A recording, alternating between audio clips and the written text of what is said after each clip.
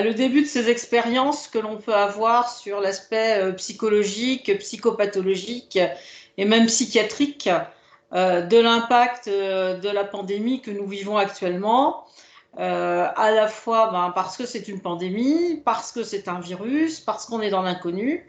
Et c'est vrai aussi parce que du fait de cette pandémie, on a dû s'adapter un petit peu dans tous les domaines de la vie, y compris le domaine professionnel. Donc ce soir, je vais vous parler de l'impact psychologique du télétravail. Et puis on pourra aussi échanger finalement aussi sur l'impact psychologique du Covid en général, voire l'impact psychiatrique, parce qu'on commence à avoir vraiment des pathologies psychiatriques presque liées au Covid. Alors, tout d'abord, une définition de ce qu'est que le télétravail, puisqu'on parle de télétravail, mais finalement, qu'est-ce que c'est que le télétravail? Donc, on voit quand même que le télétravail, c'est quelque chose qui n'est pas si ancien que ça, puisque les premiers accords européens sont de 2002. Ça a été inscrit dans le Code du travail simplement en 2012. Et le décret d'application date de 2016. Donc, vous voyez que la notion de télétravail, finalement, est quelque chose d'assez nouveau. Et là aussi, il faut aussi s'adapter à cette notion-là. Et donc, qu'est-ce que c'est que le télétravail? Eh bien, c'est un travail qui aurait pu être également exécuté dans les locaux de l'employeur et en fait qui est effectué par un salarié hors de ses locaux de façon volontaire en utilisant les technologies de l'information et de la communication. Donc, vous voyez, le cadre est bien précis. Normalement, les gens auraient dû travailler dans les locaux de l'employeur. Faire du télétravail, c'est pas faire un travail différent de ce que l'on fait lorsqu'on est à son bureau chez son employeur.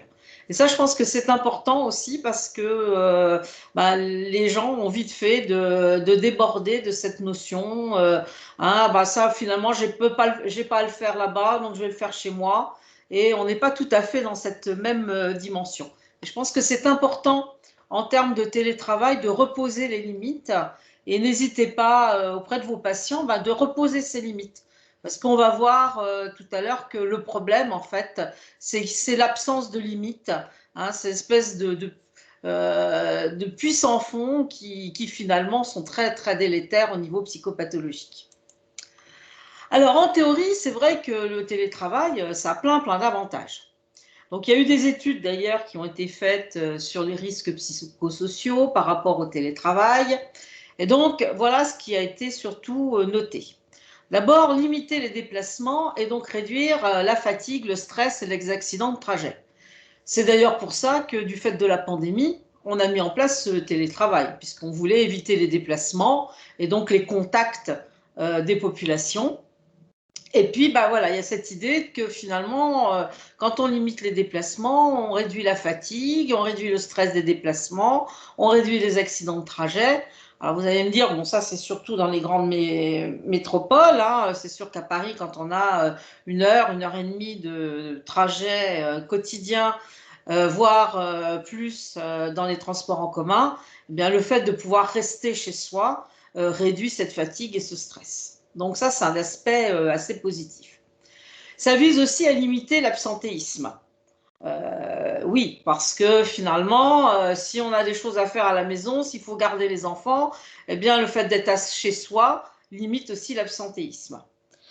Ça permet aussi de mieux concilier la vie privée et la vie professionnelle. Ah oui, tout à fait. Ça favorise aussi le maintien dans l'emploi en situation de handicap. Parce qu'on peut penser que des gens qui ont des difficultés de mobilité, eh bien, le fait de rester chez eux, peuvent mieux travailler depuis chez eux à partir de leur poste de travail. Alors, il y a l'idée aussi que ça augmente les capacités de concentration et de productivité. Ça, c'est ce qu'on avançait. On va voir que finalement, ça, c'est pas si vrai que ça. Et puis, c'est aussi l'idée de donner aux employés une plus grande autonomie dans la réalisation de leurs activités et l'organisation de leur emploi du temps. Et ça aussi, on va voir que c'est vraiment à double tranchant. Alors, les inconvénients. Les inconvénients, on peut avoir une baisse de performance. C'est-à-dire qu'à force d'être en télétravail, finalement, on est très monotâche et il s'enferme que la performance diminue. Il est sûr qu'avoir une concentration sur un poste de télétravail pendant 8 heures, eh bien forcément la concentration va diminuer. Et c'est là un des gros problèmes d'ailleurs du télétravail, c'est trouver des choses pour maintenir cette concentration et que le fait du maintien de concentration, finalement, n'ait pas l'effet inverse sur la fatigue, le stress dont on parlait tout à l'heure. C'est bien sûr une baisse sur la qualité de relation. Avoir simplement une relation avec son ordinateur ou via un écran, eh bien, on perd quand même une partie de la communication. C'est le Patricia, problème. il y a ton PowerPoint qui ne défile pas. C'est Ah, normal? bah, moi, il défile chez moi. Il défile pas chez vous? Non. Non, justement. Ah, Moi non plus. alors, comment ça se fait? Je ne comprends pas. C'est toujours Est-ce que sur la là, c'est... première diapo. Ah Ah, oui, c'est voilà bon. la deuxième. Bon, alors, je vais le faire comme ça. Ça passe pas en diaporama, c'est pour ça, excusez-moi. D'accord. Non, mais c'est pas grave. Mais comme ça, c'est Voilà, beau. alors on va le passer en normal. Merci. Donc voilà, petite diapo sur les avantages. Et maintenant, les inconvénients. Donc, la baisse de la performance, l'isolement du collectif de travail. Ça, c'est vrai que c'est quand même le gros problème, cette notion d'isolement par rapport bien aux collègues, par rapport à tout ce qui peut vous entourer au niveau du travail, le travail en équipe, qui est quand même bien diminué lorsque l'on est tout seul devant son écran. Le surengagement, c'est vrai que faire la part des choses entre sa vie privée et sa vie professionnelle, eh bien, c'est parfois bien difficile avec l'ordinateur, parce qu'on finalement, on peut ne pas complètement débrancher tout le temps. Et il y a des gens qui finalement vont à 3 heures du matin, vont se réveiller en disant oh, bah, ça y est, j'ai oublié de faire ça, j'ai oublié de faire ci. Alors il y a cette fois ça, et puis il y a aussi le problème aussi des employeurs qui aussi profitent du télétravail, puisque les gens sont en télétravail, ils sont plus disponibles et ils n'hésitent pas de mettre des réunions. Alors je ne parle pas pour nous, parce que les FMC, on les a toujours fait le soir, mais dans certaines entreprises, les employeurs n'hésitent pas, puisqu'il ne faut pas se déplacer, puisque les gens sont chez eux, eh bien allez, on fait encore une petite dernière réunion à 18 h, à 19 h, voire plus. Et puis avec le fait que, à travers l'ordinateur, on est quand même surveillé. Et les employeurs, dans certaines entreprises, n'hésitent pas à vérifier que les employés soient vraiment connectés à heure fixe et pendant un temps donné. Ensuite, il y a l'inadaptation de l'environnement ou de l'équipement de travail. Ça, c'est vraiment un problème. C'est sûr qu'au travail, vous avez des bureaux, vous avez des postes de travail qui sont adaptés. Chez soi, ce n'est pas toujours le cas. On va en reparler de cette problématique d'environnement. On n'a pas forcément de pièces dédiées. Et ça, c'est vraiment un problème au niveau du télétravail. Et puis, ce que je vous disais aussi, l'empiètement des activités professionnelles sur les activités familiales. Ça, c'est quand même un des gros inconvénients. Et c'est important de les connaître, ces inconvénients, pour prévenir un petit peu les risques du télétravail et informer nos patients. Alors, le contexte. Donc ça, ce que je vous ai dit, c'était la théorie, quel que soit le contexte. Là, le problème, c'est qu'on est dans un contexte de pandémie et donc on est déjà dans une situation de stress. On est dans une situation inconnue. Le Covid, il y a un an, on ne savait pas ce que c'était, enfin 1 an et demi maintenant. On est dans une situation dangereuse, puisqu'on peut en mourir, on peut se retrouver en réanimation. Voilà, donc il y a quand même un danger réel. On est dans une situation aussi de perte des repères, parce que il y a ce fameux télétravail, mais il y a aussi le fait qu'on ne peut plus voir ses proches, on ne peut plus voir sa famille, on ne peut plus voir ses parents comme on veut, on ne peut plus aller dans les magasins comme on veut, on n'a plus la même activité sociale, on ne peut plus aller au restaurant, on ne peut plus aller boire un verre, enfin voilà. Donc il y a vraiment tous les repères aussi qui sont altérés par cette situation de pandémie. Il y a une perte aussi des moyens habituels de réparation, c'est ce que je vous disais, quand on est en situation de stress, eh bien on a des moyens habituels de réparation. C'est là, ce soir j'en ai marre, allez je vais aller boire un verre avec mes amis. Eh ben non, on ne peut pas. Là ce week-end, je vais me payer un petit week-end, je vais partir un petit peu à la mer. Eh bien non, on ne peut pas. Et donc, on est à la fois dans l'interdit, hein, et puis finalement, on n'a pas les moyens habituels de réparation. Donc, ce qui fait qu'on est tout le temps dans une situation de stress. Et ça, c'est ça qui est très délétère. Et puis, il y a cette notion de situation qui est imposée, de notion de perte de la liberté individuelle. On est obligé de mettre un masque, sinon on a une amende. Et puis, il n'y a pas le choix. Voilà, cette notion de non-choix qui aussi renvoie finalement au stress. Alors, au début, qu'est-ce qui va se passer avec le télétravail? Eh bien, au début, c'est super bien vécu. Ouais, chouette, je suis au télétravail. Parce que finalement, c'est rassurant. C'est rassurant au niveau sanitaire, j'ai pu sortir, hein, j'ai pu aller être au contact de gens dans le métro, dans les bus, même au travail, hein, qui peuvent me contaminer. Donc, c'est quand même rassurant.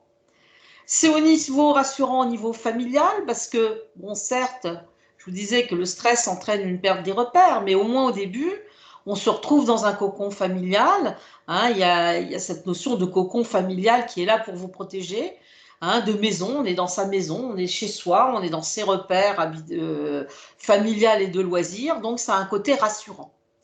Et puis, ça a aussi un côté rassurant au niveau économique parce que le télétravail permet de garder son travail. Hein, ça aussi, c'est quand même important. Hein, c'est-à-dire que ça évite de se retrouver au chômage partiel, comme malheureusement dans d'autres professions. Donc, c'est vrai qu'au début, c'est tout à fait rassurant. Et puis, ça aide à une certaine résilience, hein, au vu des avantages théoriques. Hein. Donc, comme je vous disais, au niveau professionnel, la productivité est conservée, on continue à travailler autant. Au niveau personnel, cette notion de diminution du stress, de la fatigue physique, je renvoie à cette notion d'avoir moins de transport à faire. Donc, environnementaux, là aussi, les journées sans transport, puis c'est bien, on est à la maison. Et puis, il y a aussi des avantages financiers, hein, parce que on n'a plus de frais de transport, on a même plus de frais de repas.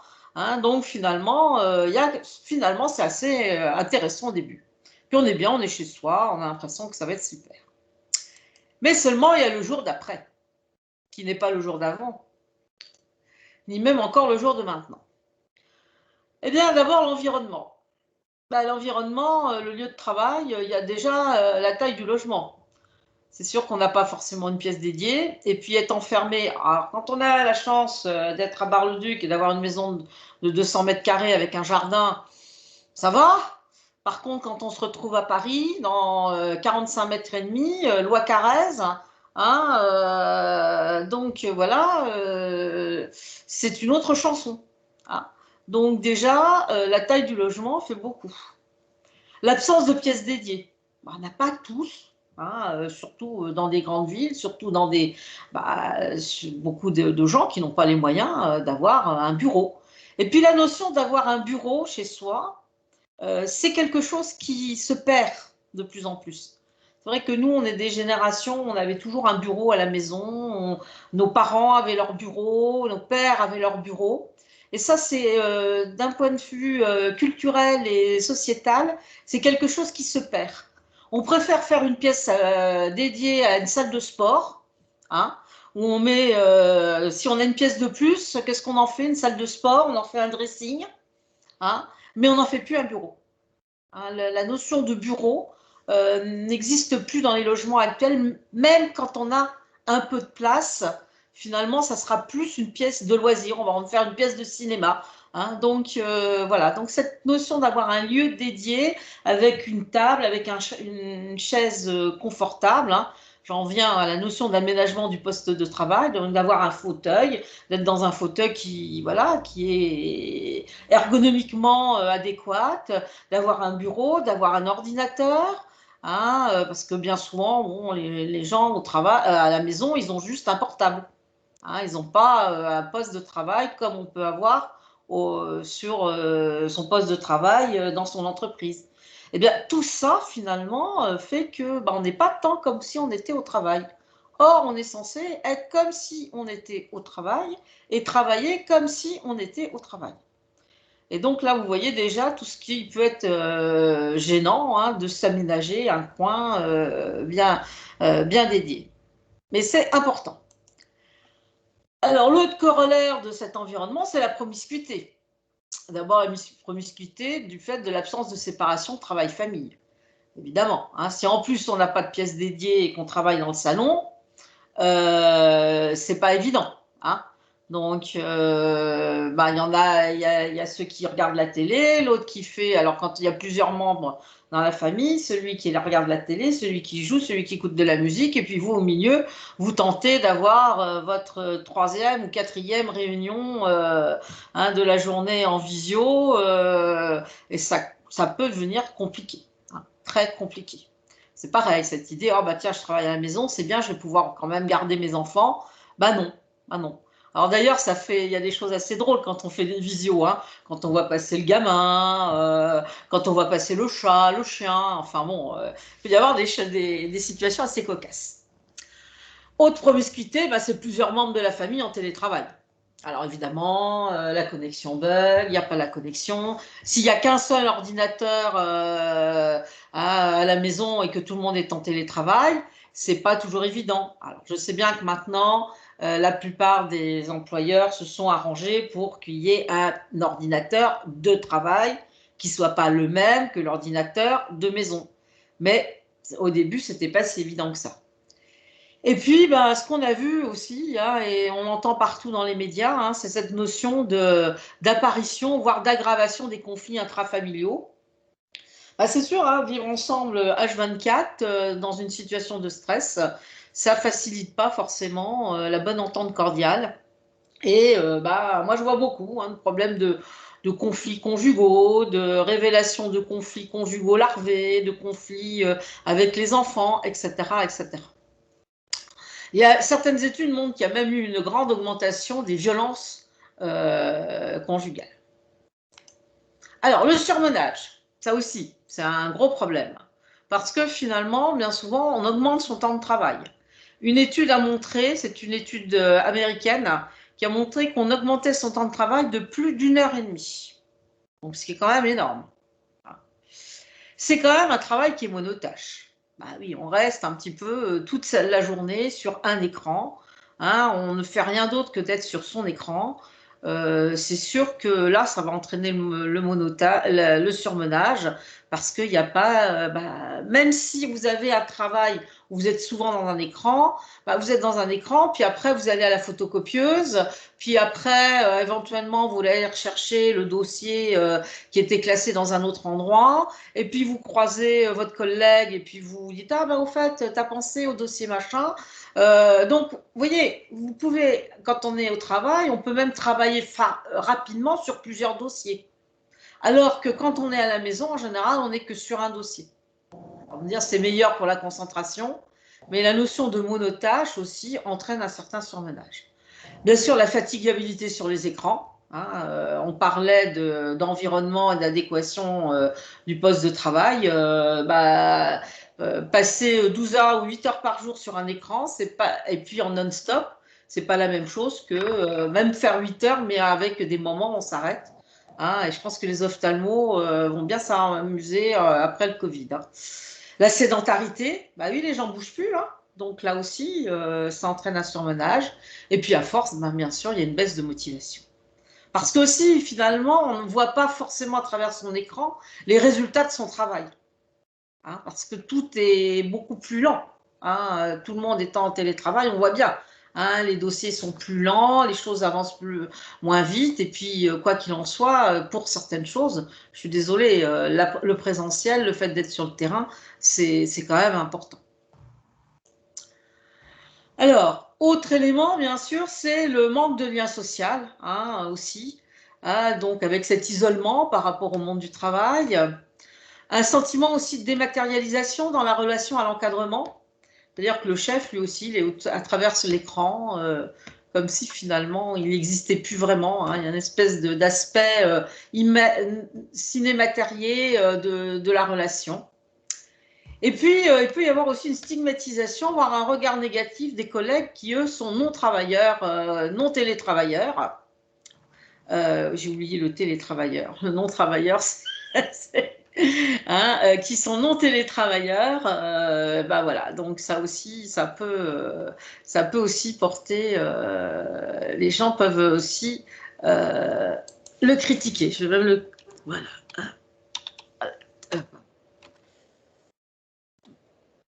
télétravailleurs. Et puis bah, tout ça, c'est aggravé bien sûr par la crise sanitaire et le confinement. Alors, quels troubles psychopathologiques on va retrouver? Alors déjà, je vais enlever ça, hop, je vais mettre ça comme ça. Attendez, ce titre m'énerve.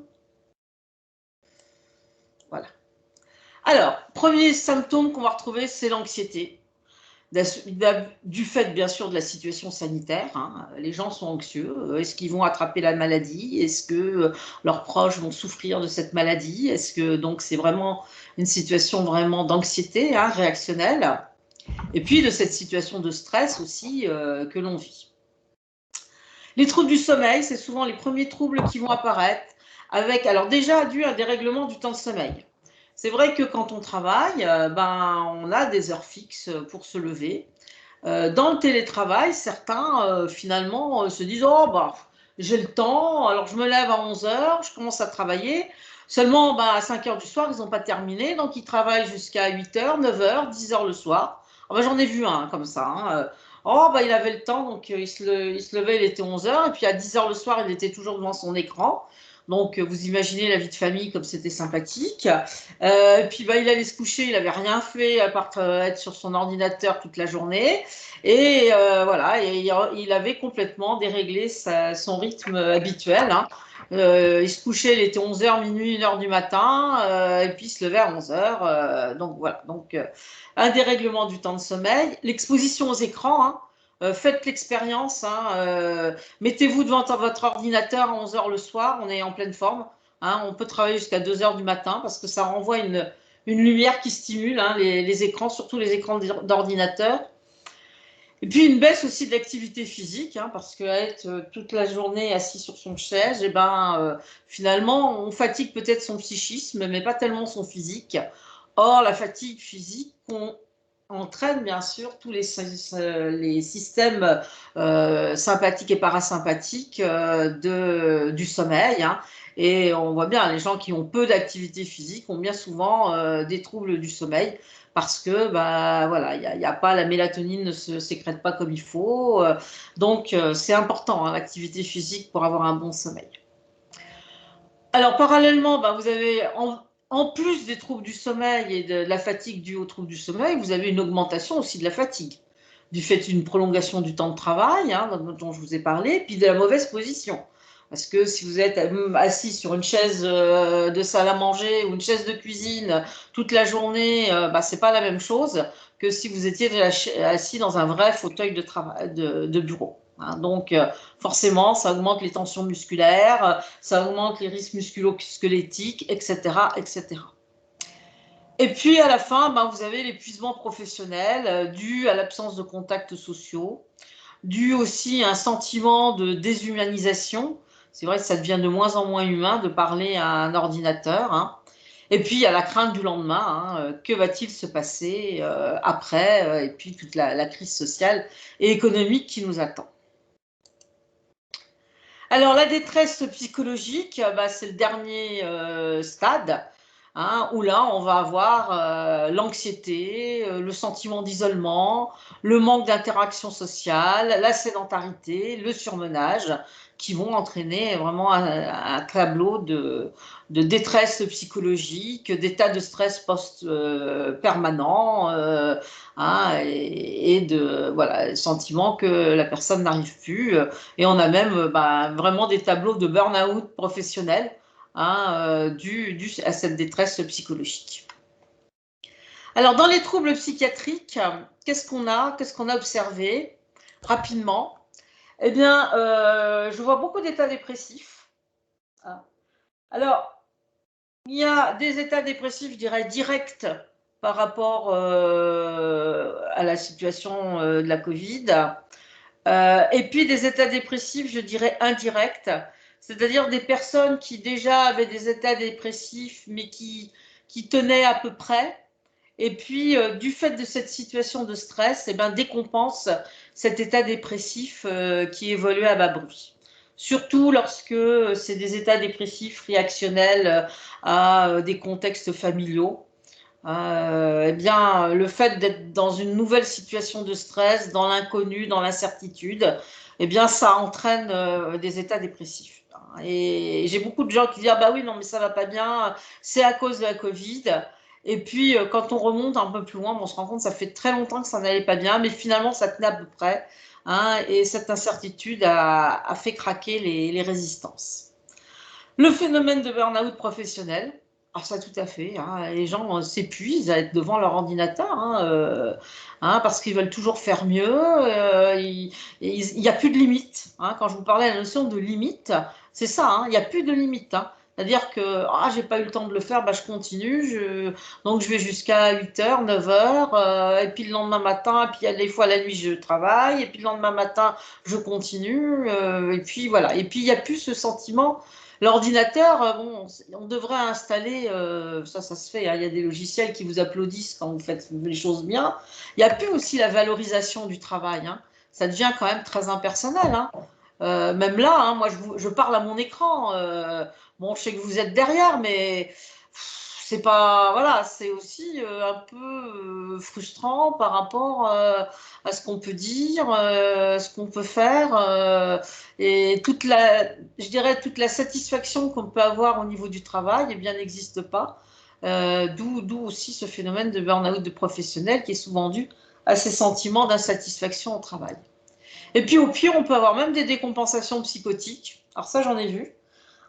Des gens qui ont eu, alors j'ai une patiente comme ça qui a décompensé au niveau psychotique en ayant peur de la saleté, en se lavant les mains 15 fois par jour jusqu'à se faire des mains, mais dans un état terrible. Donc des états délirants, des phénomènes de persécution. Alors, vous allez me dire, bah oui, mais enfin, il y avait une fragilité. Oui, il y avait une fragilité, mais pas que. Mais pas que. Mais pas que. Alors, pour terminer, la prise en charge, parce que c'est quand même ça qui est le plus intéressant. La prévention. Donc, moi, je pense qu'il faut être très pratico-pratique. Et déjà, il faut vraiment, vraiment faire en sorte qu'il y ait un espace dédié pour le travail. Et si possible, que ça soit aménagé de façon pérenne et dans de bonnes conditions. Et je pense que ce serait même très, très bien que les médecins du travail se déplacent au domicile des télétravailleurs pour leur donner des conseils d'aménagement de leur lieu de travail. À la limite, ils peuvent aussi très bien, s'il n'y a pas de place, avoir des endroits, je dirais, modulables. C'est-à-dire qu'à 8h du matin, on installe son lieu de travail, c'est son lieu de travail. Et puis à midi, on est obligé de l'enlever parce qu'on mange sur la même table. Et puis à 14h, on remet son petit lieu de travail. Et puis à 17h, on démonte sa tente de travail. Et je pense que ça, c'est important. Moi, j'ai vu ça dans des recommandations comme ça, où on disait aux gens, faites-vous un coin qui est votre lieu de travail.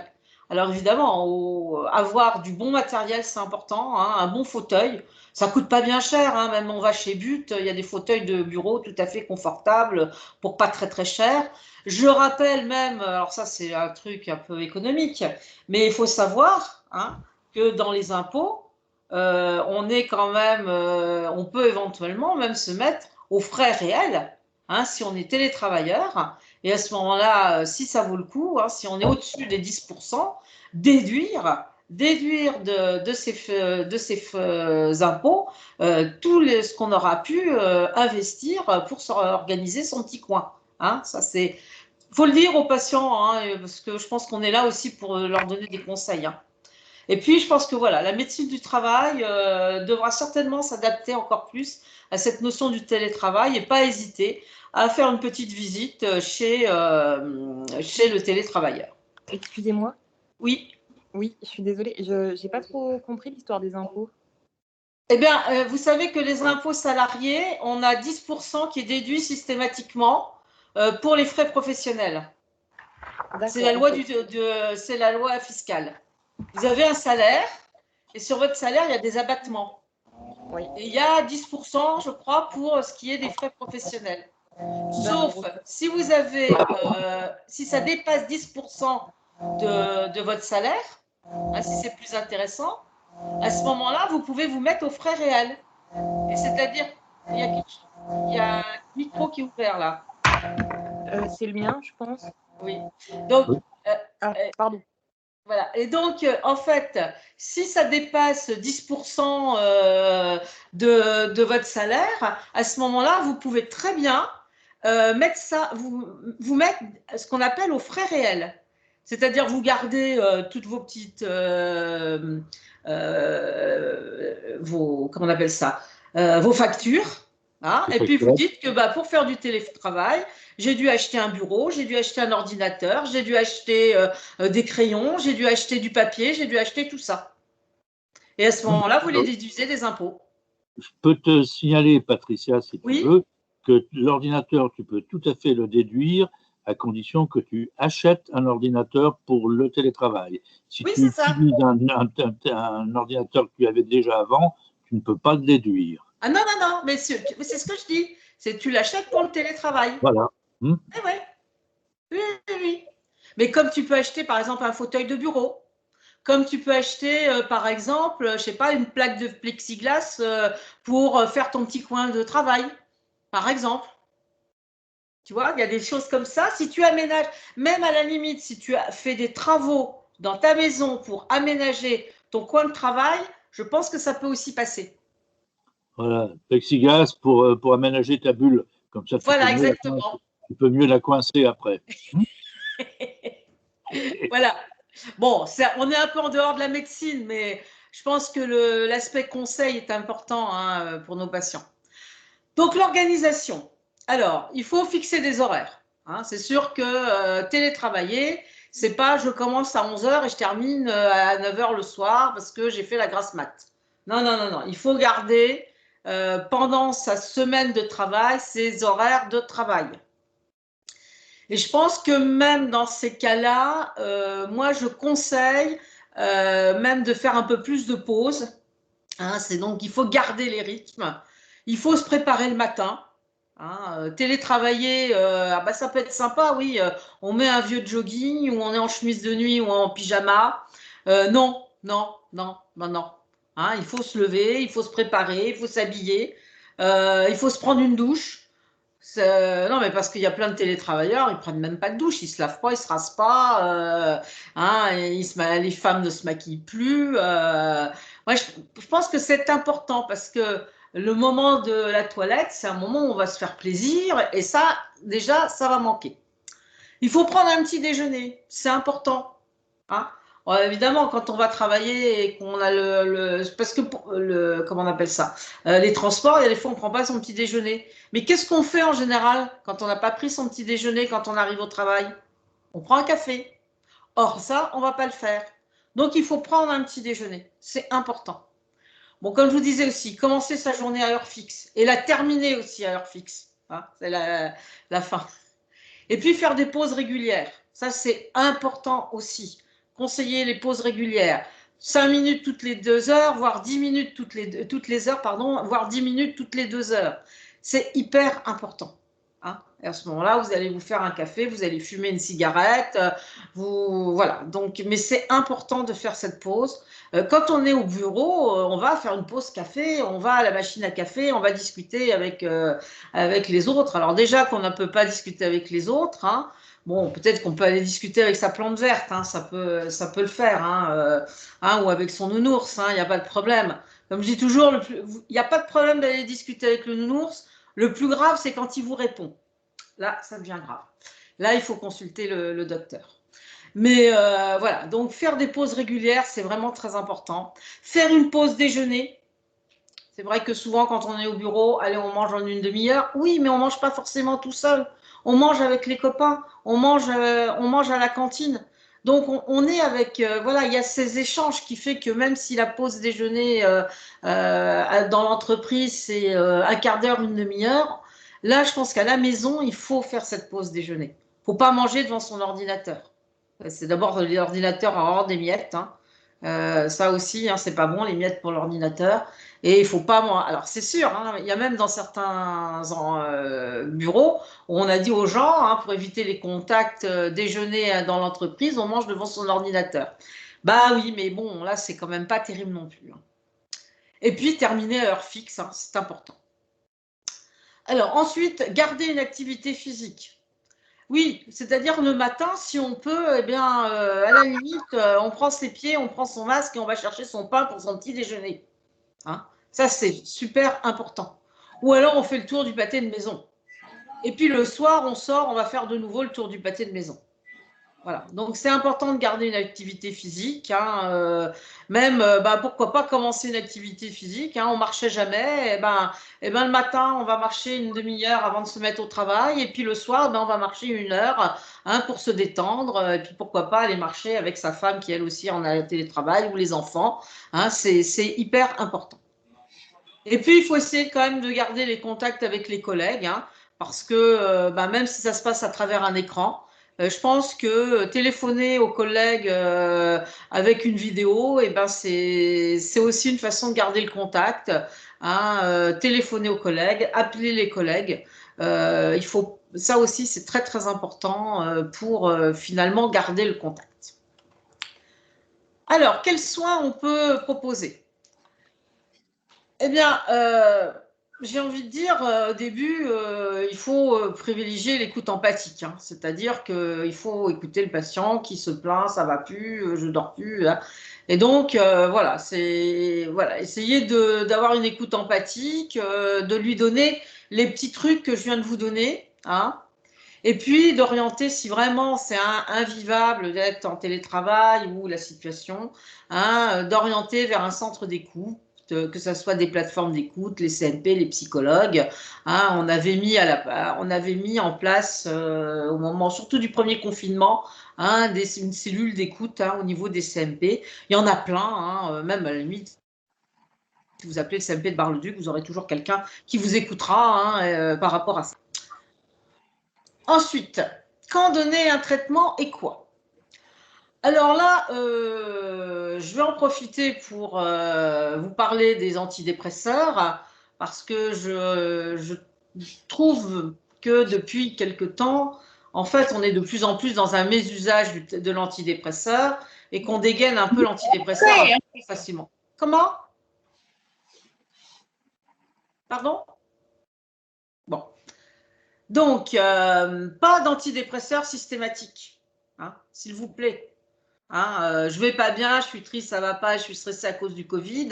Si on commence à mettre tous les gens sous antidépresseurs, le jour d'après, ça va être terrible. Hein. Les gens vont être complètement accros de leur antidépresseur et je pense qu'on va avoir des catastrophes au niveau de ça. Donc, il vaut mieux privilégier, en plus des règles d'hygiène de vie, des traitements plus symptomatiques, hein, un hypnotique léger, pourquoi pas des plantes, un anxiolytique, bon, pour un temps, hein, bien sûr, dans une courte période, mais commencez par ça, hein, ne sortez pas le séroplex tout de suite, s'il vous plaît. Hein.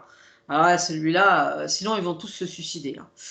Alors, et je rappelle quand même qu'on prescrit un antidépresseur face à un syndrome dépressif typique. Hein. Et qu'est-ce que c'est qu'un syndrome dépressif typique? Eh bien, c'est lorsqu'il y a 5 symptômes suivants pendant plus de 2 semaines. Hein, donc, une humeur dépressive. D'ailleurs, le télétravailleur déprimé, il n'est plus télétravailleur. Hein. Il est déjà plus sur son ordinateur. Il ne peut même plus ouvrir l'ordinateur, hein, tellement il est déprimé. Hein, il y a un manque d'intérêt, un manque de plaisir. Hein, donc, celui qui vous dit oh, j'en peux plus, mais je suis encore 8 heures par jour sur mon ordinateur et puis je ne peux pas le quitter. Et puis, vous comprenez, là, il n'est pas déprimé. Hein.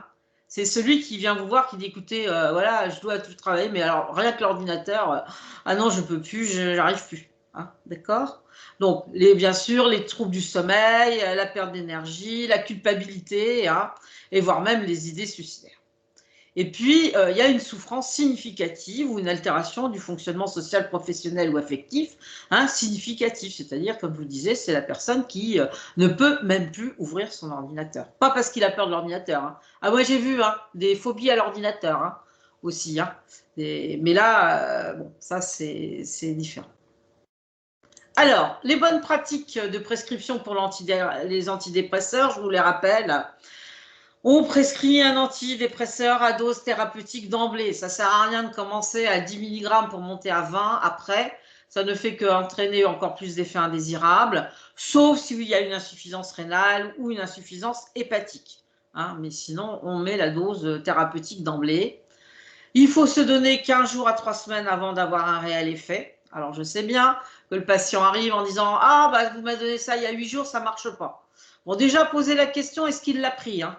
Parce que si vous seriez étonné, le nombre de patients que je vois, ah bah je l'ai mis sous antidépresseur, ça ne marche pas. Et puis nous, on pose la question, ah ben non, finalement, je l'ai pris 2 jours, mais finalement, ça me donnait mal à la tête, je ne l'ai pas pris.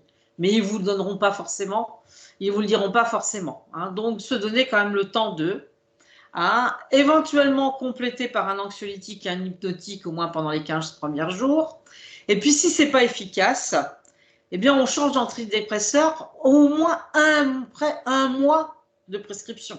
Hein, ça ne sert à rien au bout de 15 jours, 3 semaines de changer. Et puis, il faut changer de classe thérapeutique. Ça ne sert à rien de commencer avec un sérotoninergique. Alors, moi, je vois, hein, on commence par du Prozac, ensuite on met du Deroxate, ensuite on met du Séroplex. Au secours, c'est la même classe thérapeutique. Si ça n'a pas marché, c'est qu'il faut à ce moment-là changer de classe thérapeutique. Et puis, se poser la question du diagnostic. Parce que je dois dire qu'actuellement, on voit beaucoup de dépressions qu'on appelle des dépressions dites réactionnelles. Hein, et c'est vraiment le cas d'ailleurs du fait du Covid. Et ces dépressions réactionnelles, en fait, eh bien, l'antidépresseur, c'est vraiment le faux ami. C'est-à-dire qu'au début, ça marche parce que l'antidépresseur a une composante anxiolytique, une composante stimulante, donc ça marche. Et puis à la longue, ça ne marche plus du tout. Et puis, en fait, on est dans une autre dynamique. Hein, on n'est pas du tout dans ce type-là. Et à ce moment-là, il faudra peut-être plutôt voir la question d'une psychothérapie. Alors, en conclusion, voilà. Donc, l'impact psychologique et psychopathologique du télétravail est un vrai enjeu de santé publique. Ça, je pense que là, en termes de santé publique, on ne pourra plus passer à côté de cette notion de télétravail. De toute façon, il y a du télétravail partout. Hein. Quelque part, les consultations en télémédecine, c'est du télétravail. Hein. Donc, même nous, médecins, nous ne sommes pas, nous sommes aussi concernés par cette histoire de télétravail. Hein. Et je pense qu'il faut, si on fait beaucoup de consultations en télémédecine, je pense qu'il faut aussi qu'on fasse attention parce qu'un jour, on fait comme un autre, on ne fera peut-être pas le bon diagnostic, hein, parce que voilà, il y a la fatigue et je crois qu'il faut vraiment faire très attention à ça. Surtout qu'on nous vend la télémédecine comme « Ah, ça sera bien pour les desserts médicaux, ah, ça sera bien, on gagnera du temps. » Il faut quand même un médecin derrière son écran. Donc, l'histoire du désert médical, j'y crois qu'à moitié. C'est une réflexion qui doit être indispensable au sein des entreprises. Hein, ça sera important. Et puis, comme je vous disais, vous, médecins généralistes, vous avez vraiment un rôle de conseil et de prévention. Voilà, je vous remercie de votre attention et je suis disponible pour toutes les questions.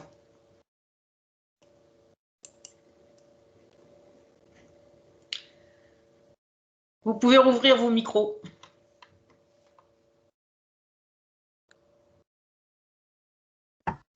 Bonjour Patricia. Voilà.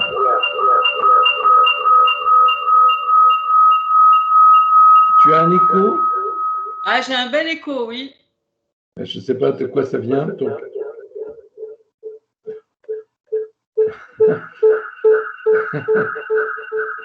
Ah c'est le bonheur du télétravail. Hein. Je ne suis pas dans l'au-delà. Bon, je ne sais pas du tout. Attends, je vais essayer de... Je pense savoir. Le temps que notre bouchie parle, c'est... Là, tu m'entends? Ah je t'entends, mais ça a toujours de l'écho. Hein. Ça fait toujours des... Bon, je vais être très court. Je tenais déjà à te remercier de ton intervention. Voilà, hein, je pense que c'est vraiment très utile ces soirées, même si on n'est pas en présentiel, mais je tenais à te remercier. D'accord, voilà.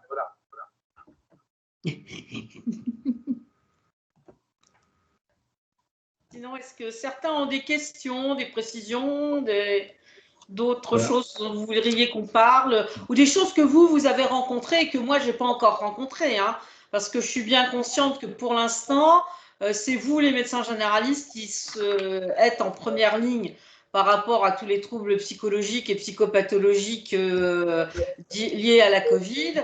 Moi, nous, on en voit, hein, on en voit en consultation, on en voit en hospitalisation, mais je pense que pour l'instant, c'est pas nous qui sommes en premier lieu. Voilà, Oui. Alors, il y a Sébastien, je t'écoute. actuellement, on parle dans certains articles de blurring, c'est-à-dire de syndrome de la journée sans fin.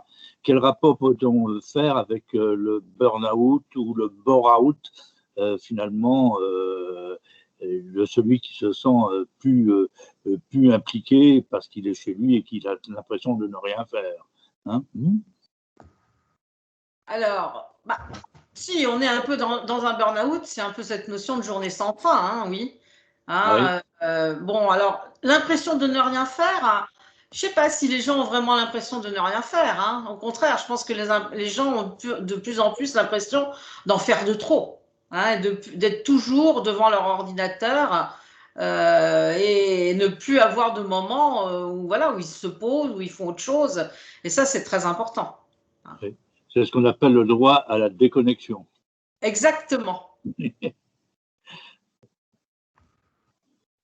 C'est pas toujours le cas, hein. Le télétravail peut être aussi une façon de mettre d'une mise au placard.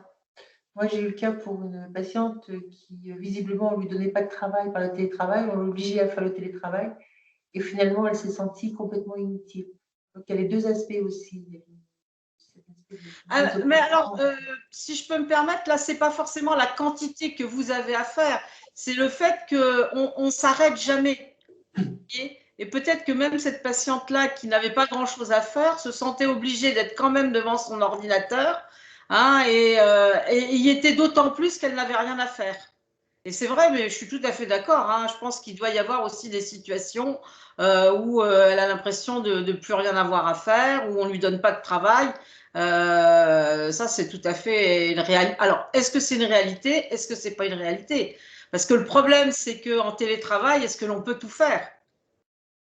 Hein, c'est ça aussi, hein. Il y a Sébastien et son chat qui veut parler. Oui, alors tout le monde m'entend, je pense. Très bien. Oui, je rebondis, c'était un petit peu ce que je voulais dire. Alors d'abord, je trouve que tu as vraiment absolument rien oublié. Moi, tout le monde le sait, je diversifie mon activité professionnelle. Je travaille pour une collectivité territoriale qui est en dehors de la Meuse et qui a 900 télétravailleurs. Donc c'est un sujet, moi je suis rattaché à une DRH qui m'intéresse.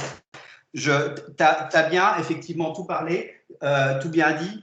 Ce que je voulais effectivement évoquer, c'est que nous, effectivement, on regarde un petit peu le télétravail. Tu l'as dit, il y a la problématique du poste de travail, il y a la problématique, comme vient de le dire Patrice Luquin, du blurring, c'est-à-dire cette difficulté effectivement de concilier la vie professionnelle et la vie privée. Et puis dans la troisième chose qui intervient souvent, il y a aussi effectivement le rapport avec les hiérarchies. On a beaucoup effectivement parlé du télétravailleur, mais il y a effectivement le rapport avec les hiérarchies et il y a une forme de souffrance au travail qui peut effectivement aujourd'hui s'installer, entre autres avec le fameux problème des missions télétravaillables. On a été mis effectivement dans du télétravail un petit peu contraint qu'on n'avait pas forcément préparé, enfin que toutes les structures n'avaient pas forcément préparé. Et il y a parfois aussi, et je parle un petit peu de la position managériale, de la part des managers, parfois le sentiment que le télétravail, parfois le télétravailleur est quelqu'un qui travaille effectivement un peu moins. Et puis, comme ça a été souligné, le télétravail, les missions télétravaillables, elles ne sont pas souvent bien définies. Et ça peut effectivement créer parfois des formes de conflits entre le management et les hiérarchies, et puis les télétravailleurs. on le voit aussi, il y a des éléments de stress qui sont liés effectivement aussi à ce management à distance, qui peuvent effectivement être la surveillance à distance, qui peut être effectivement une source de stress. Il y a aussi le télétravailler à distance. D'abord aussi, je pense que ça s'apprend. Faire une visioconférence, c'est pas évident. Je pense que 45 minutes, c'est bien. Il y en a qui font des visioconférences de 1h30, 2h, 2h30, c'est extrêmement fatigant. Donc, moi, je pense que il y a aussi, quand on a effectivement un télétravailleur qui est en souffrance, toute une discussion de savoir comment effectivement il a cadré le travail avec sa hiérarchie.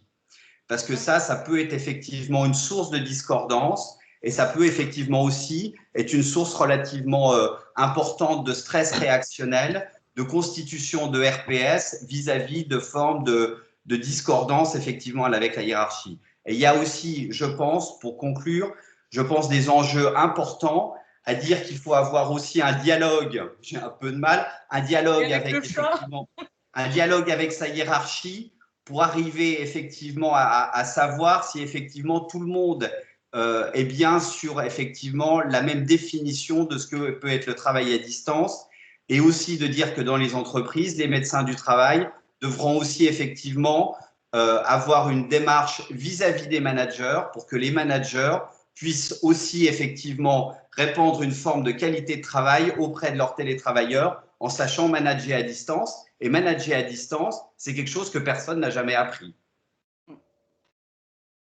Bah écoute, merci beaucoup de ton intervention parce que bah voilà, moi je me suis basée sur ce que je vois de mes patients, sur des choses que j'ai beaucoup lues aussi, différentes études, et je suis merci de finalement de conforter mes propos. Et par rapport, oui, la médecine du travail, ça va être un vrai challenge pour eux en termes de poste de travail, en termes de chat là. Qu'est-ce qu'on fait du chat là qui télétravaille avec vous? Il y a eu une augmentation des violences conjugales et aussi envers les animaux, non? Voilà, les chats qui sont partis passer par la fenêtre. Alors, c'est un chat qui a un caractère de chien, en fait. Mais comme tous les chats, hein. Non, Voilà. mais ce que tu dis est vraiment est tout à fait intéressant de cette notion aussi du managing, hein, et puis du poste de travail. Qu'est-ce qu'on fait faire en télétravail, hein, parce qu'on ne peut pas tout faire en télétravail. Je suis désolée, il y a des choses qui ne se font pas en télétravail, et je pense qu'il faudra tout à fait à l'avenir avoir des choses qui se font en télétravail, des choses qui se font en présentiel, et peut-être que ça évitera ce que disait notre collègue, hein, d'avoir des patients qui vont se retrouver dans des placards à faire qu'une seule tâche, et puis on leur dira vous en faites pas assez. Oui, mais bon, voilà mon poste de travail, voilà ce que j'ai à faire. Parce qu'on a des fiches de poste qui n'intègrent pas de façon très cadrée et très précise ce que sont ces fameuses missions télétravaillables. Et je ne veux pas revenir dessus, mais c'est vraiment une source de conflit dans les structures entre le télétravailleur et sa hiérarchie. Et les relations entre le télétravailleur et la hiérarchie, c'est quand même des sources qui sont relativement importantes de RPS. Et là, on a une vraie source de conflit parce que le télétravailleur ne sait pas forcément exactement ce qu'il doit faire. La hiérarchie n'a pas forcément bien cadré ce qu'il attend effectivement du télétravailleur. Et ça, à un moment donné, c'est une source de conflit. Il y a Madame Miton-Poulain qui veut causer. Remettez votre micro. Il y avait Catherine Pinelli qui a levé la main avant. Non, mais c'est parce que j'ai juste votre nom, c'est pareil. C'est pour ça que je n'ai pas les autres. Alors, Catherine Pinelli. Oui, bonjour. Moi, en fait, j'aurais bien aimé qu'on évoque un tout petit peu télétravail et addiction. Parce que pour raison alors personnelle, moi, je suis une buveuse de café invétérée. Je n'ai jamais autant bu de café que depuis que je télétravaille. J'ai l'impression que finalement, quand on travaille à la maison, on mange n'importe quand, on fume tout le temps, on boit du café, on pourrait boire autre chose. Est-ce qu'on s'est rendu compte si au niveau de vos consultations, vous aviez plus de gens qui pouvaient se retrouver dans des situations d'addiction plutôt assez marquées? Alors, nous, je dirais vraiment en addiction pathologique, non. Hein, on n'en a pas encore. Hein, c'est-à-dire que ça ne dure pas depuis assez longtemps pour qu'ils arrivent à venir faire des cures. Mais par contre, oui, je suis tout à fait d'accord avec vous, hein, c'est un des gros problèmes. Mais c'est aussi le problème, je dirais, en général, du confinement avec une augmentation des addictions, que ce soit le tabac, que ce soit l'alcool, que ce soit le café. Ça, c'est tout à fait, oui, oui, c'est tout à fait exact. Et il faut y faire attention. Alors après, pas boire trop de café et puis à ce moment-là, mettre plutôt une bouteille d'eau sur votre poste de travail. Là encore, on en revient à l'aménagement du temps de travail et du poste de travail, hein. Mais oui, bah oui. Et puis bon, on sait bien qu'actuellement, il y a eu une augmentation des prises pondérales un petit peu de tout le monde parce que les gens ont moins d'activité, sont beaucoup plus sédentaires sur leur poste de télétravail, etc., etc. Donc, souvent la distance entre le bureau et puis les toilettes est plus longue dans l'entreprise que chez soi. Enfin, c'est un truc idiot, je vous dis, mais finalement, quand on compte le nombre de pas qu'on peut faire quand on est au travail, et puis le nombre de pas qu'on fait quand on est chez soi, eh ben, il y en a, à mon avis, il y en a au moins 4-5 fois moins. Donc tout ça, c'est le prix aussi de la sédentarité, hein. Ça, c'est sûr, hein. D'accord. Comment on fait pour baisser la main? Je baisse la main. Comment je fais pour baisser la main? Je parle plus. J'essaye de baisser la main. J'y arrive pas. Du coup, moi, alors, je suis pas médecin, je suis kinésithérapeute. J'ai été invitée ce soir, enfin, je sais pas si je suis toute seule à être non médecin ce soir, mais je remarque parmi mes patients… C'est pour tout le monde. Comment? La réunion est pour tout le monde, pour l'ensemble des professionnels. Ah, super. Voilà, et c'est même dommage qu'il n'y ait pas d'autres professionnels, parce que je pense que c'est important qu'on parle tous le même langage et qu'on repère tous nos patients de la même façon. Et puis de travailler ensemble, surtout aujourd'hui, on remarque qu'on travaille de plus en plus tous ensemble. Enfin, moi, je sais que j'aime beaucoup travailler avec le médecin du pôle et les infirmières qui sont dans le pôle médical dans lequel je travaille. Mais c'est vrai que là, par rapport au télétravail, moi, j'ai pas mal de patients donc, qui ont été mis en télétravail et qui se sont retrouvés avec des douleurs qu'ils n'avaient pas avant. Tout à fait. Et du coup, parler de l'aménagement du poste de travail en télétravail, c'est très compliqué. Je me sens un peu démunie, si vous voulez, pour leur donner des conseils. Du coup, ce soir, ça va m'aider un petit peu à parler un petit peu avec eux, déjà à leur poser les bonnes questions aussi, parce que finalement, ne pas savoir comment interroger son patient, c'est difficile. Mais le fait déjà de lui demander un petit peu comment il s'organise la journée, à quelle heure il se lève, comment est-ce qu'il se lave, est-ce qu'il mange le matin, est-ce qu'il continue l'activité physique, bon, ça, je le demandais en général. Et bien souvent, effectivement, les gens ne font plus rien. Alors, est-ce que c'est vraiment le télétravail ou le Covid qui a entraîné aussi cette sédentarité? Je pense qu'il y a un peu des deux quand même, parce que les gens ne peuvent plus aller en sport comme ils avaient l'habitude d'aller, cours de gym ou autre. Donc, c'est vrai que c'est un petit peu… moi, je ne sais pas trop comment les réorienter derrière. C'est pas évident. On sent qu'il y a une tension aussi qui est de plus en plus présente au niveau psychologique. N'étant pas psychologue, c'est vrai que j'ai pas les clés pour les aider non plus. Alors, je peux les réorienter, mais je ne sais pas trop vers quelle structure, parce que bien souvent se pose le problème aussi du coût d'une séance chez le psychologue. Donc voilà, après, ça se mélange un petit peu entre les problèmes, les troubles musculo-squelettiques, les troubles psychologiques. Il y a plusieurs choses, mais c'est nouveau. Du coup, c'est assez nouveau et c'est quelque chose du coup qui m'interpelle, et je suis très contente ce soir d'avoir pu participer à cette petite visio. Donc, merci beaucoup. Et j'espère avoir quelques clés pour aider un peu les patients par la suite. Je ne savais pas que les CMP aussi pouvaient recevoir… je ne connais pas trop ce type de structure. Donc voilà, c'est assez intéressant. Bon, je sais que normalement, c'est le médecin traitant qui doit réorienter, mais des fois, les médecins traitants aussi, c'est nouveau. Ils ne savent pas non plus comment gérer le télétravailleur qui a des problèmes qui sont assez nouveaux quand même, de manière générale. Alors, pour répondre à votre question, moi, je pense qu'il faut déjà faire preuve, ne serait-ce que de bon sens, hein.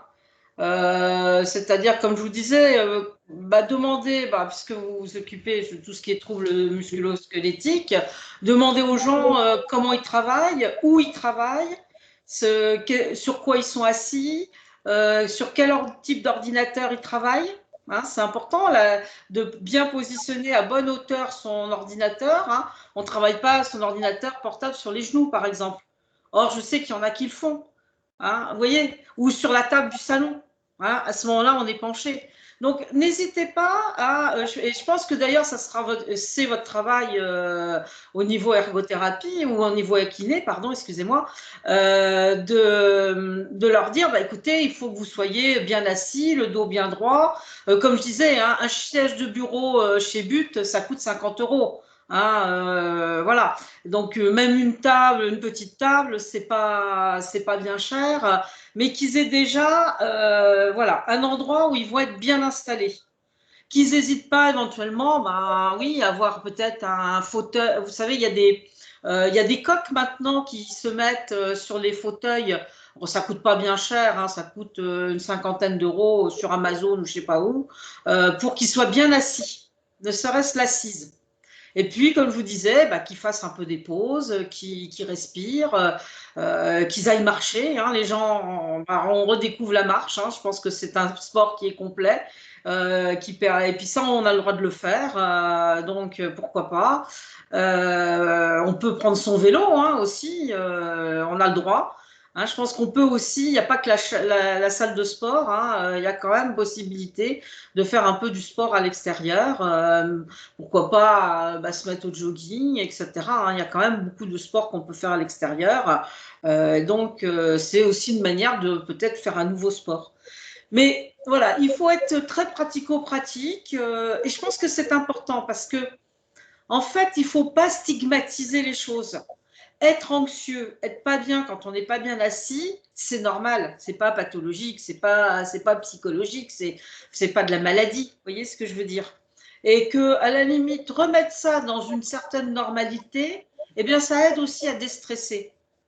Ah bah ok, oui, bah je comprends que j'ai mal au dos parce que bah oui, je suis assise sur sur une chaise de cuisine. Bon bah allez, je vais aller m'acheter un bon fauteuil. C'est un petit peu quand on dort sur une planche, qu'on s'achète un bon matelas, bah tiens, on dort beaucoup mieux. Vous voyez ce que je veux dire?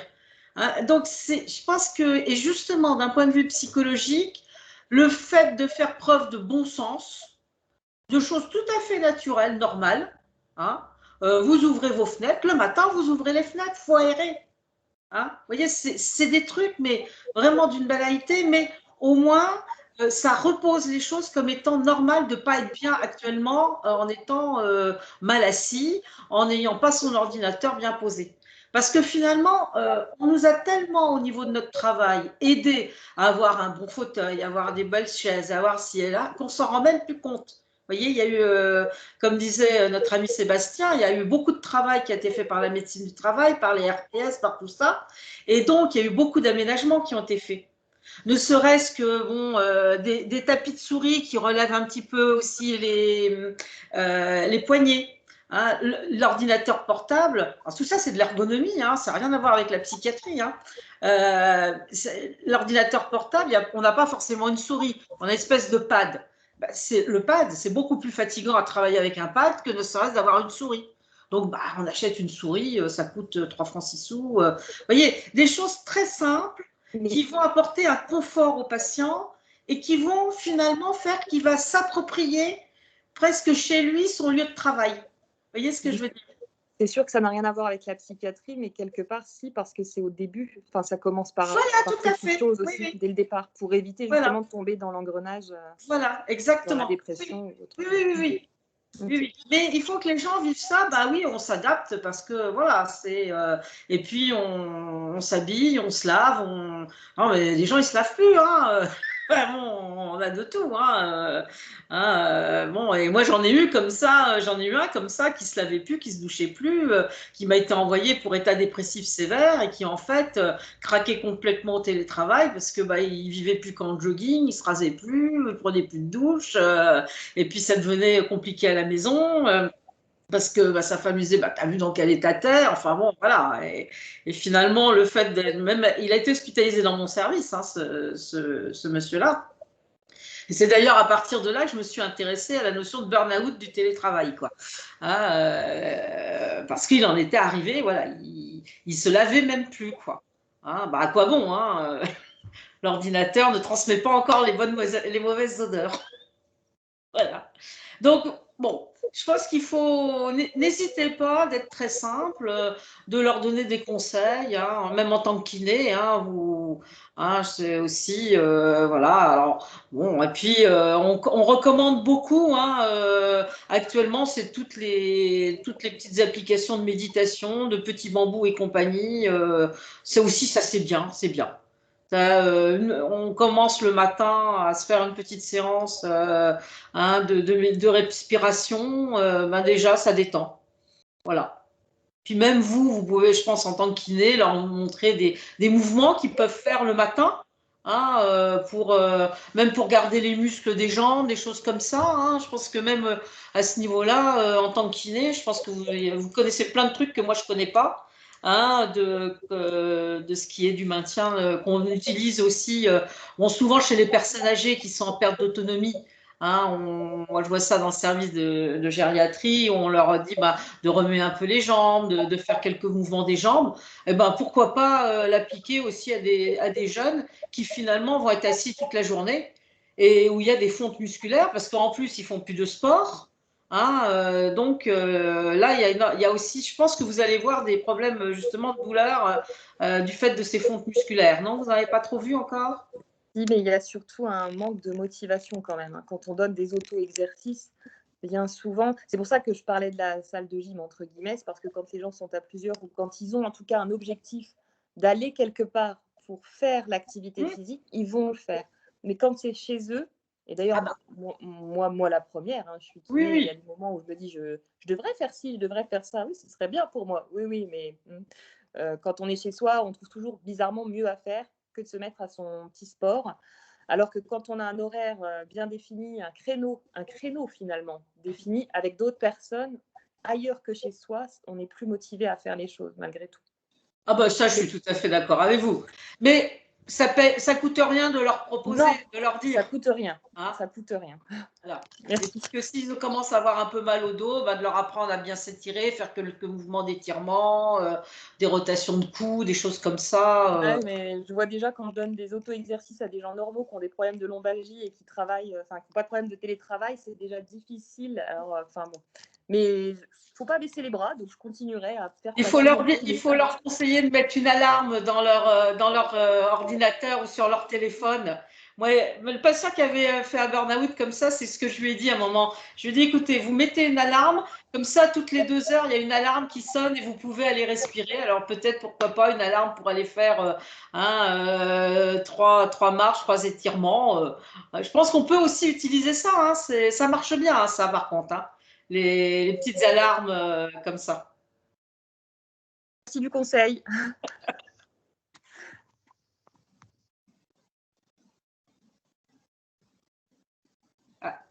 Madame Chevalier qui veut recauser? Bonsoir. Salut Stéphanie. Merci beaucoup pour l'intervention. Et moi, j'avais deux petites remarques. Une, on en a parlé, c'est un peu indirect par rapport au télétravail. C'est les patients qui, en plus, ont des métiers qui s'y prêtent bien, comme des comptables à qui les employeurs refusent le télétravail. Quand en plus c'est des gens qui sont déjà anxieux et effectivement et qui ont peur de la maladie, c'est pas évident. Et il y en a encore pas mal, je trouve, même encore maintenant, après 1 an de circulation du virus. Et finalement, j'ai l'impression que là, sans faire de généralité, parce qu'il y en a qui se plaisent bien au télétravail, il y en a qui se plaisent bien plus en présentiel, etc. Mais c'est que finalement, l'activité mixte, c'est là que j'ai l'impression que les gens sont plus épanouis. Parce que avant Covid, il y avait le surmenage du trop de choses, trop de déplacements d'activités, trop de sport, trop de trajets. Et effectivement, avec le télétravail, la difficulté de l'isolement. Et finalement, ceux qui font une journée de présentiel par semaine ou 2 et qui permet finalement que les gens se croisent moins dans les entreprises que s'ils venaient tous ensemble, et à terme, c'est peut-être une possibilité de limiter les risques de l'un ou de l'autre, quoi. Je pense qu'on est encore parti. Je suis tout à fait d'accord avec toi, parce que je pense que justement l'activité mixte, c'est le meilleur des compromis. Ça, il n'y a pas photo. Maintenant, pour répondre à ta question de ceux qui disent « Ah, ben nous, on n'est pas en télétravail, on voudrait », dis-leur que le télétravail à 100%, c'est pas la panacée. Hein. Et que, voilà, et on est en train d'en revenir. Hein. On est en train d'en revenir. Hein, et que, bon, voilà. Mais je pense que, et comme disait Sébastien, je pense qu'il faudra travailler sur des fiches de travail, des postes de travail, en disant, ben voilà, telle chose c'est en télétravail, telle autre chose c'est en présentiel, et ça me paraît hyper important. Je sais que Sébastien, voilà, tu voulais… Oui, je reviens. Alors, sur le plan, effectivement, ergonomie, kinésithérapie, etc., c'est sûr que avoir un poste de travail qui soit ergonomique, et ça, vraiment, il faut en appeler aux kinés, enfin, à tous ceux qui sont… Ça, c'est quand même quelque chose qui est, à mon avis, qui est quand même majeur et qui est quand même probablement, effectivement, le point numéro un. En tout cas, il y a beaucoup de problématiques sur le télétravail, mais en tout cas, le premier sur lequel il faut effectivement insister, et il ne faut pas le croire, même en présentiel et même dans les organisations, les entreprises, avoir une bonne position de travail, avoir un siège qui soit adapté, avoir un siège qui soit bien réglé. Parce que souvent, les entreprises ont acheté des sièges qui sont très chers et on se rend compte qu'ils n'ont pas réglé la hauteur, ils n'ont pas réglé… Ça paraît relativement bête, mais la plupart des travailleurs en général qui sont sur des postes informatiques ne connaissent pas les bases. Et ça, je crois qu'il y a vraiment… il doit y avoir une politique de vulgarisation sur effectivement ce qu'est un bon poste de travail, y compris en présentiel. Et puis, je pense que où effectivement il y a un vrai rôle effectivement pour les médecins, c'est-à-dire je pense qu'effectivement le télétravail ne peut pas être uniformisé.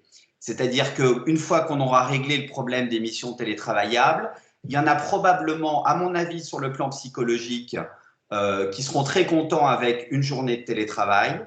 Il y en a qui seront probablement très contents avec 4 journées de télétravail. Le télétravail exclusif, à mon avis, c'est quelque chose qui ne marche pas. Tout le monde en est revenu, même avec l'épidémie de Covid.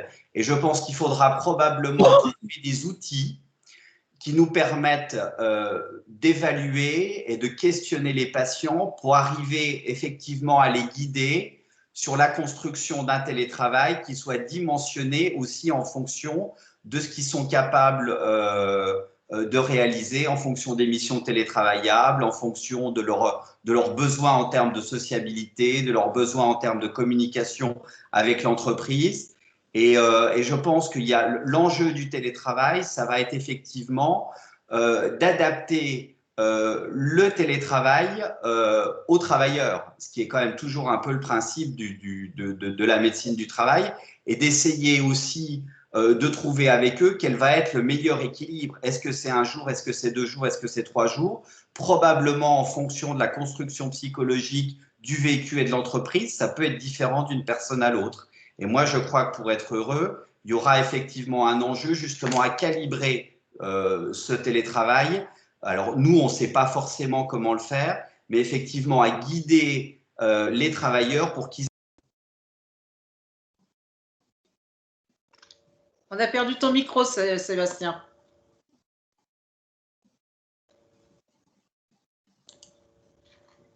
Il faudrait que tu remettes ton micro. Surtout en termes de volume. Je crois qu'il y aura un vrai enjeu sur le volume, c'est-à-dire très clairement, est-ce que c'est 1 jour, 2 jours, 3 jours? Moi, je crois que la réponse globalement, quelle que soit l'émission, ça va être 2 jours.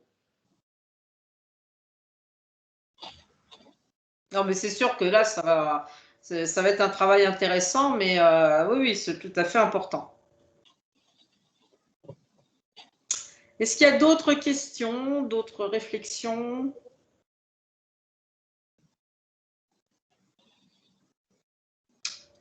Bon. Ouais.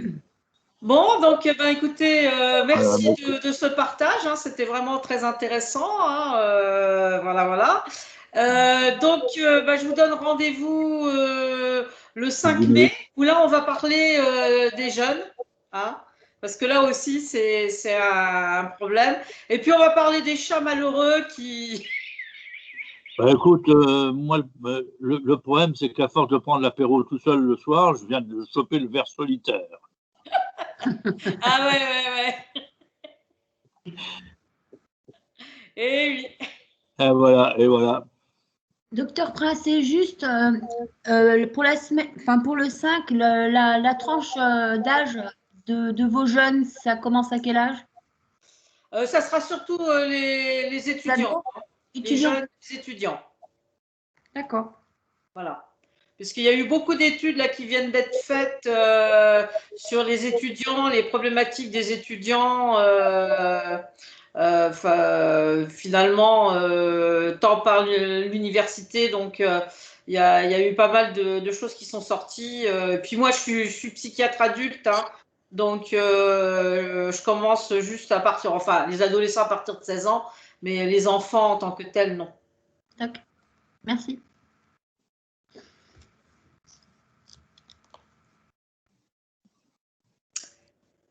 Et ben voilà, je pense Voilà, en tout cas, merci on va Patricia. pouvoir se dire au revoir. Merci beaucoup. Merci beaucoup pour votre intervention. Bonne continuation à vous tous. Hein. Voilà. Merci. Et à dans 2 semaines. Et puis à Bonsoir dans 2 semaines. Inès. Merci. Bonne soirée. Ça arrive, tout le monde.